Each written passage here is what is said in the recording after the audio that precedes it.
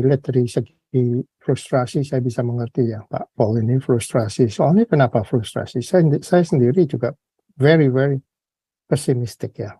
Orang itu yang kita lawan sekarang. Jadi I can understand kalau Pak Paul frustrated, mungkin give up. Same thing, kalau aku give up.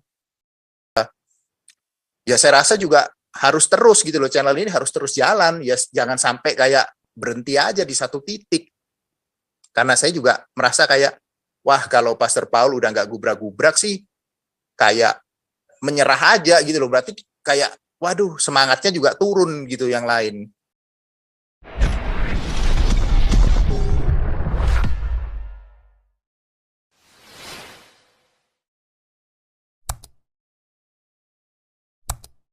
Saya para Jauti, makasih. Ya, terima kasih, Robert. Mungkin dari Pastor Sarah ada sedikit tambahan sebelum kita masuk ke Pak Supriyadi ya. Silakan Pastor Sarah. Iya, makasih toh. Saya lanjutkan ya kok tambahan saya. Apa tadi ya saya mau bilang? Gini kok. Memang banyak orang yang sudah terjun di apologet, tapi yang namanya nyali, saya senggol lagi tadi, nggak semua orang punya nyali kok, gitu ya.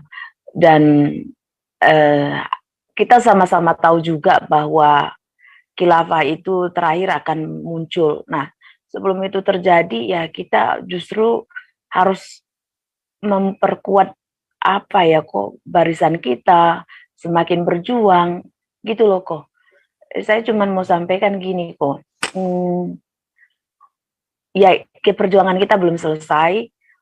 Indonesia butuh kita, orang-orang Kristen ini butuh kita, jiwa-jiwa di luar sana butuh kita.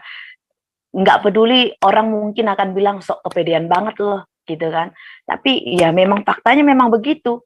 Karena kalau bukan kita, siapa gitu loh. Ada banyak orang juga apologet ya digertak, gugur, digertak, gugur. Ya kan, diancam gugur gitu. Tapi ya kita itu udah kenyang kok. Ya, sampai hari ini kita udah kenyang, bahkan ya puji Tuhan semua karena kasih karunia Tuhan, kita masih berdiri sampai hari ini gitu. Artinya Tuhan belum selesai juga sama kita. Jadi ya jangan berhenti berjuang.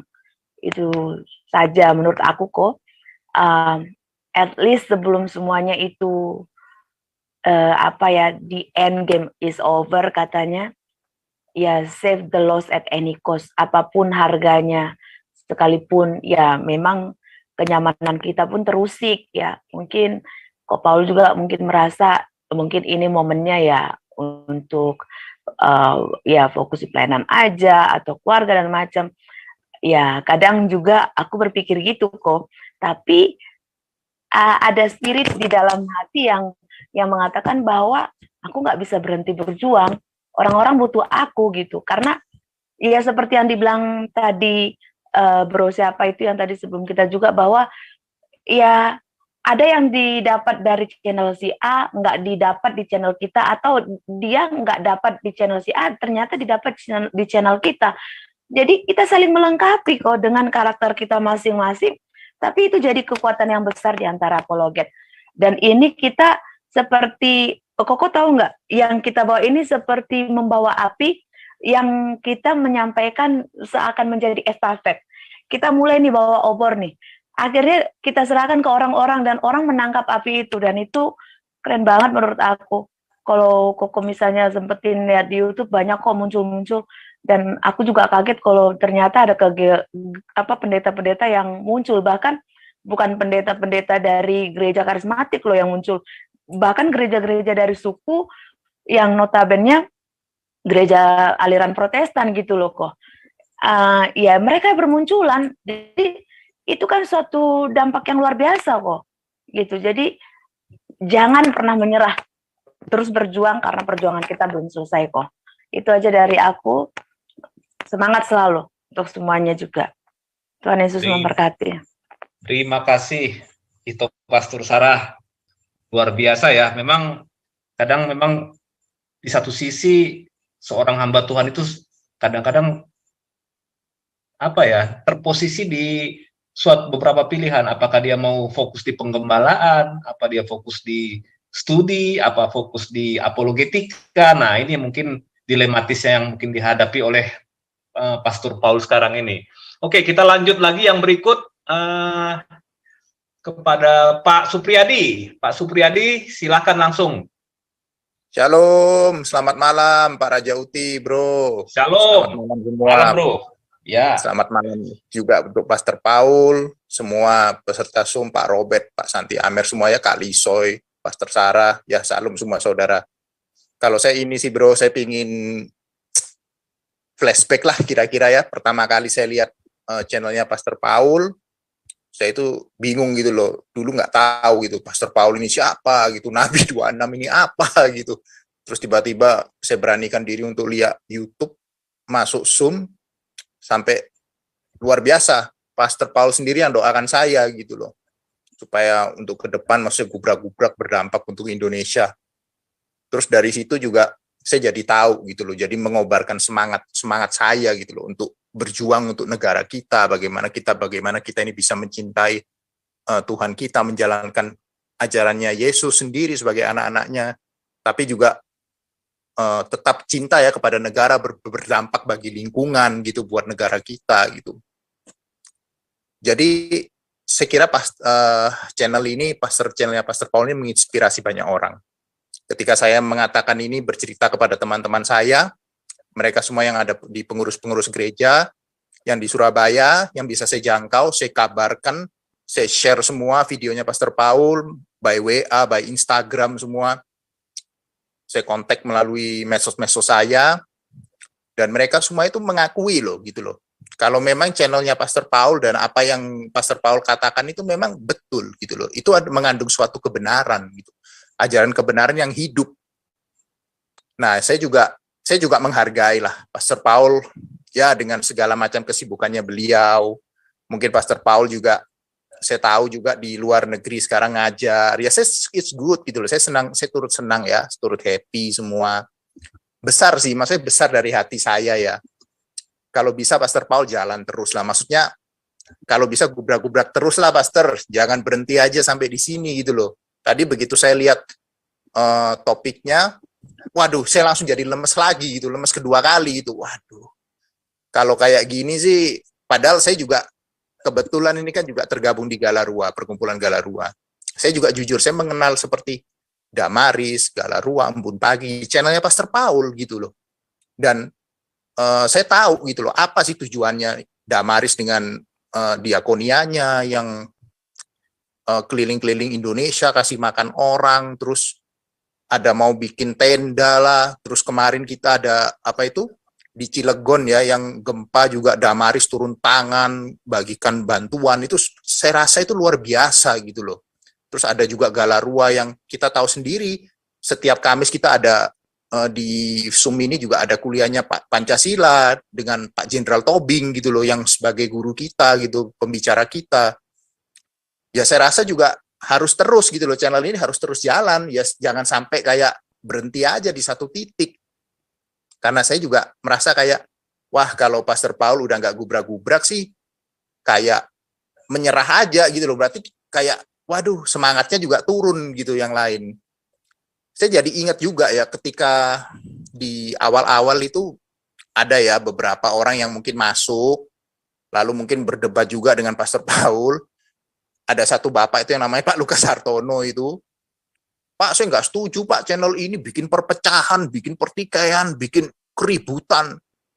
Terus kan loh, kok bisa seperti itu? Apa buktinya? Ya itu dia aja di Zoom dan sebagainya macam bla bla bla bla.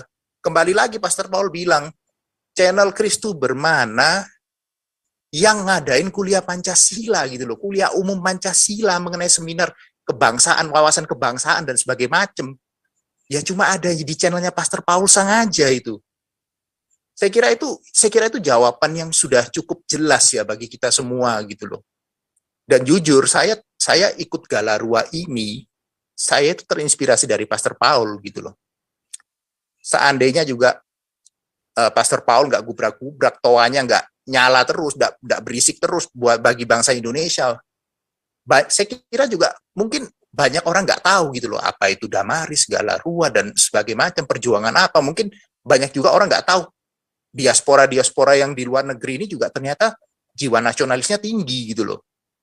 Jadi saya rasa harapan saya semogalah Pastor Paul tetap mau gubrak-gubrak untuk Indonesia lah. Meskipun saya juga menghargai ya, beliau juga luar biasa dipakai Tuhan untuk penginjilan melalui Hagios Eropa sampai ke luar negeri, dan saya juga melihat Pastor Paul banyak yang membaptis imigran-imigran, orang-orang yang mau terima Yesus gitu ya. Saya juga turut senang gitu, dan pasti support ya, kita semua pasti mensupport lah apa yang sudah Pastor Paul lakukan selama ini. Terus itu sih, mungkin itu aja sih dari saya Pak Raja Uti. Itu terima kasih. Tuhan Yesus berkati. Iya, mantap sekali nih, kita selalu ketemu dan diskusi terus ya Pak Supriyadi ya. Banyak masukan-masukan yang penting dari Pak Supriyadi nih, karena secara realitas Pak Supriyadi, Bang Supriyadi ini apa namanya ya, memang orang lapangan, tahu apa yang terjadi gitu. Jadi bukan kaleng-kaleng lah istilahnya pendapat-pendapat dari Bang Supriyadi ini. Nah, jadi ya memang situasi sekarang kan sudah berubah, Pak. Sepertinya kan mungkin penginjilan di Eropa kan mungkin akan aktif lagi ya. 2023, 2024 ke depan kemungkinan Pastor Paul juga mungkin akan sibuk di sana gitu. Ya memang ya itu dilematisnya. Makanya saya bilang ada beberapa pilihan-pilihan yang harus dilakukan oleh Pastor Paul. Apakah dia akan terus gubrak-gubrak atau tidak gitu. Nah, itu kembali lagi ke Pastor Paul sendiri. Oke, kita lanjut lagi yang berikut ke kawan kita Pak Andi. Silakan Pak Andi, langsung udah jadi co-host. Ya, thank you. Selamat pagi, siang, malam. Siap. Merdeka melawan penjajahan Arab. Anyway, jadi dari segi frustrasi saya bisa mengerti ya Pak Paul ini frustrasi. Soalnya kenapa frustrasi? Saya sendiri juga very pesimistik ya. Soalnya yang kita lawan ini kebodohan yang udah keterlaluan. Jadi melawan ayat-ayat ini ya, satanic verses. Saya udah baca tuh bukunya si Salman Rushdie. Jadi ajaran-ajaran yang kacau balau seperti contoh soal katanya, kalau melihat wanita harus menyusui pria. Jadi istri kita ini suruh menyusui orang banyak. Ini kan ajaran kayak gini, how do you gonna fight? Mau melawan gimana? Ada lagi ajaran katanya sperma itu keluar dari tulang belakang. Lalu edan dah. Jadi perempuan itu nggak usah kawin, udah bisa beranak. Katanya sperma keluar dari tulang belakang. Terus yang paling itu mencikan itu yaitu jadi tidak Allah selain tidak Tuhan selain Allah. Jadi yang nggak ngaku Allah itu Tuhan harus dibunuh, ya kan? Nah, terus ajaran-ajaran begini very frustrated, kebodohan sak bodoh-bodohnya orang itu yang kita lawan sekarang. Jadi I can understand kalau Pak Paul frustrated, mungkin give up. Same thing kalau aku give up. Itu terus orang-orang ini ngumpulin duit ke Mekah untuk hajar aswad. Hajar aswad itu apa sih? Orang-orang suruh cium itu patung yang bentuknya maksudnya apa itu? You know, just so it's very easy to give up melawan yang begini-begini. Ya, just too much work. Terlalu banyak pekerjaan yang harus dikerjakan. Ya, jadi saya kalau Pak Paul bilang mau berhenti, I can understand. Kenapa? Tapi haruskah kita berhenti? Enggak, itu perperangan masih panjang. Cuman selama Indonesia masih dijajah Arab, susah. Atau selama Indonesia masih tidak mengadakan separation church and state, agama dipisahkan dari negara, susah kita maju. Ya itulah komen saya hari ini. Ya, just kalau bisa ya tetap maju, kita semua maju bareng-bareng. Ya kan? Tapi kalau Pak Paul decided to give up, ya I can understand. Kita juga bisa menerima. Ya udah, thank you, gitu aja deh. Ya sebaiknya sih kalau kita sih tetap terus ya Pak ya. Ya kita lihatlah bagaimana pinter-pinternya Pastor Paul membagi waktu nanti. Nah ini lanjut abang kita Frans Lisi, silakan Bang.